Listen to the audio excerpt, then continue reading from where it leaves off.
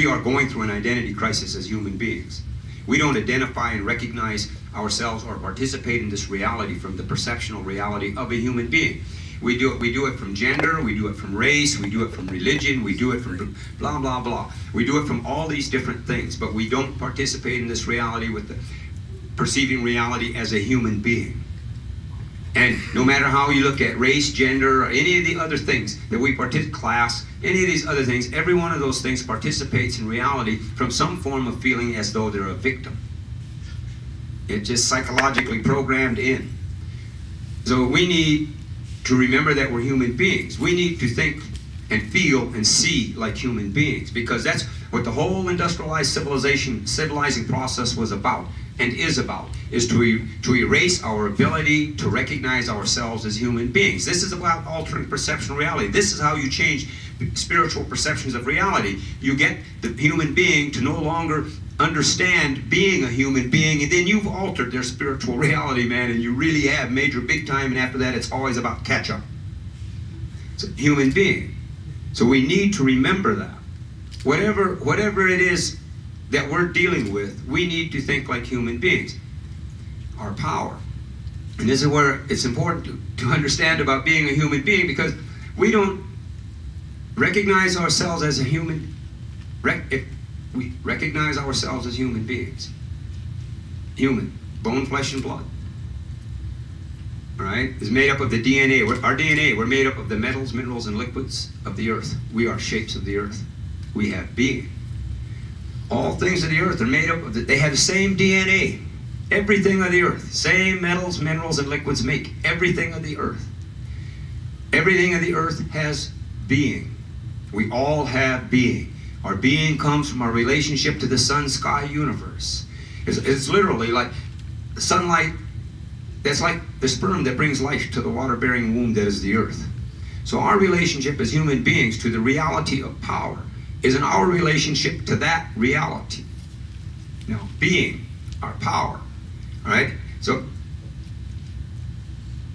we're in this perceptual and technologic reality where we know that they can take the flesh and blood that's called uranium and put it through a mining process in the fossils and convert its being into a form of energy to run a system. Well, they do that to us. Take the being part of human, right? And through mining our minds, through the indoctrination and programming of how to perceive reality, they use our intelligence. They use our minds, all right, to mine the energy, our being, and turn it into a form of energy to run their system. And they do this because we're human beings. This is why we have to remember who we are. Now we know that when you take the other life forms, being is a life form. So whether it's a stone life form, when you take the other life forms, right, and you put them through this mining process, it leaves behind poison and toxic waste. And we're aware of that. Well, when you mine the being part of human, all right, it leaves behind poison and toxic waste, and the poison and toxic waste are the fears, the doubts, and the insecurities, all right, that become a part of our perceptual reality. So once the mining has taken place, we no longer remember we're human beings, and we're participating in reality based upon our perception of reality through our inabilities. Our fears, our doubts, and our insecurities. Get behind the bravado, I mean, away from the bravado and the mask and all the paint and stuff, right? Down to the reality. Basically, we participate in this reality based upon our perception of our inabilities. Now, take that, all right? Now, how many of you have ever had a moment of feeling powerless when you were sitting in a room, all right, or had this feeling powerless, all right, and through your fears and your doubts and your insecurities, how bad can you make yourself feel? And then, how does that affect the people around you? All right? Well, there's an obvious contradiction here. You're not powerless. Hey, we've just been programmed to believe we're powerless while we're using our power, all right, to disrespect ourselves and everything around us in a negative way. And every bit of that was programmed into how we perceive reality. So it's not about powerlessness. It's about recognizing who we are and using that power in a healthy way. So it's really an issue of coherency. See, if we understand that we're human beings and we access our power through clear and coherent use of our intelligence, then we manifest. All right, then we can create and manifest the reality that we need. And we have to understand, we do it all the time, because if we sit around and make ourselves feel miserable, then we're manifesting that reality. See, so it's just a matter of a slight perception, shift of perception of how we perceive reality. The power of our intelligence. See, now, and everyone that wants a spiritual relationship to life, and whatever the spiritual quest is, to me, in my own mind, and I mean no disrespect to anybody, you know, to me, it isn't going to be real to the Creator until we use the gifts that the Creator gave us in the way the Creator gave them to us. See, all of it, it's lip service. You know, well, I'm sorry, but lip service isn't going to synchronize us with our power. To show respect to our Creator, then we need to show the respect. We need to respect the intelligence our Creator gave us and use it clearly and coherently. See, this is how the prayers get answered. This is how the thing starts to happen. Because we're adding we're introducing coherency into the reality of energy. If there's anything that this predator energy fears, anything that they fear, it's a clear, coherent, thinking human being. They don't care if you got a gun, a bomb. They don't care if you hijack air. They don't care about any of that, because they got more guns, more bombs, more airplanes. They invented the guns, the bombs, and the airplanes. They don't care. See, because that feeds into the energy of chaos and incoherency. To use the intelligence as clearly and coherently as possible. Now, so a part of the programming has taken effect. A part of the way that it has worked is they have turned the human beings into citizens and religions and things, all right? But they have taken away our ability to think. I mean, they haven't really taken it away, because the ability's there, but they've taken away our understanding that we have that ability. They have replaced thinking with believing, all right? Now, just your own little poll as you wander around reality. How many times do you hear people say I think versus how many times do you hear people say I believe? Well, believing and thinking, they're two different things. All right? All right? And actually, believe has a lie right in the middle. All right? Think about that.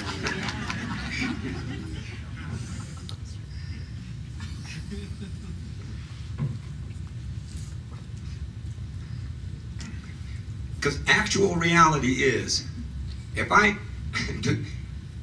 believe, I mean in reality, that means I don't know.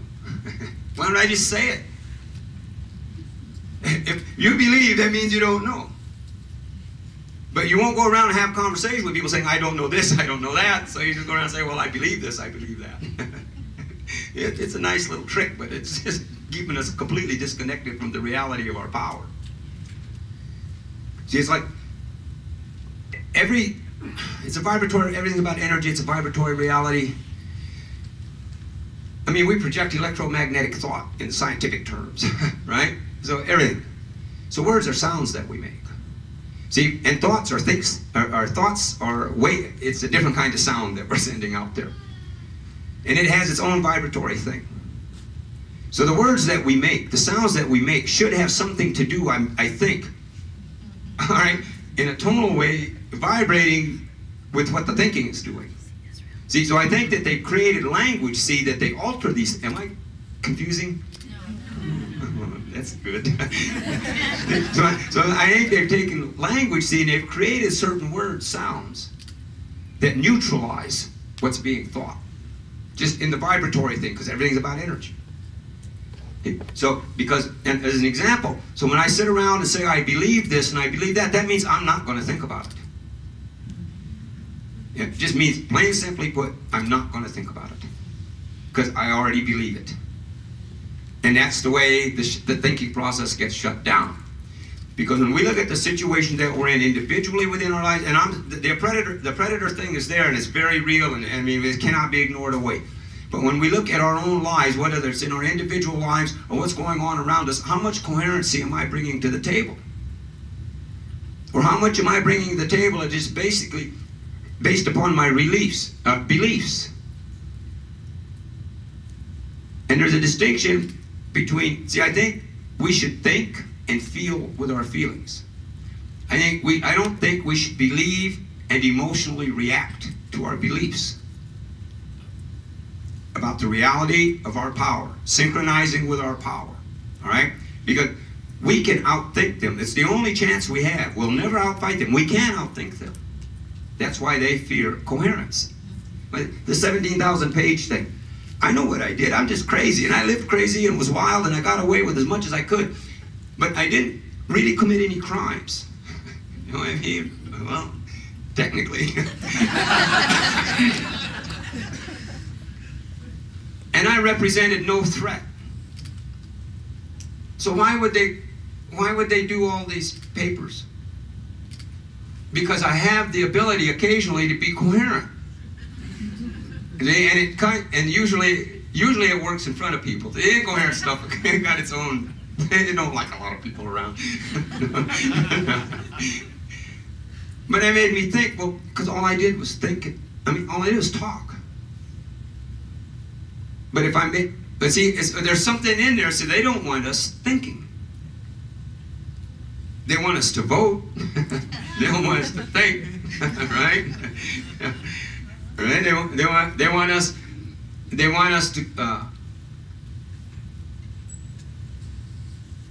They want us to have unsynchronized communications with the Creator.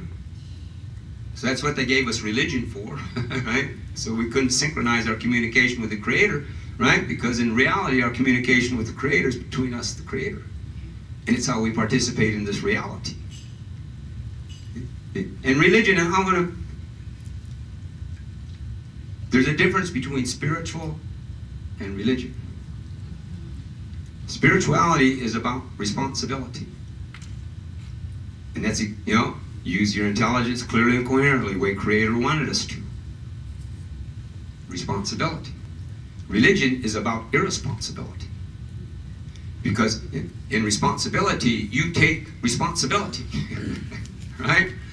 In religious indoctrination, you give up responsibility when you agree that there's something wrong with you for being born, and therefore you have to submit to the authority and chain of command. Then you're giving up responsibility.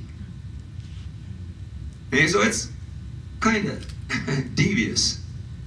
See, so many people, it's about keeping us from synchronizing our energy and our coherency. So there are millions and millions of people that are trying to going through religion because they think that's going to create the solution, but in the end it gets neutralized in many ways because as an example, you've got all these, I'll use the Catholic Church as and I'm not, this is just news, and I'm reporting the news. This whole pedophile thing that's been going on. So you got all these good Catholic people that are out there praying, right? They want good stuff, but the gangsters at the top, they're over there having fun with the little boys and girls. Something messed up here. See, so for the people, pray to the Creator. Just pray to the Creator. It's between us and the Creator. And understand that that's really any communication that's spiritually really going to happen is going to happen between us like that. We don't need that middleman. And we don't. And the other thing is not to judge anything. It's not our right to judge. It's our responsibility to recognize the reality of the situation and make clear, coherent decisions based upon the reality of the situation that we recognize. If we're going to go around judging things, then we'll never recognize it because our look at it is limited by our judgments.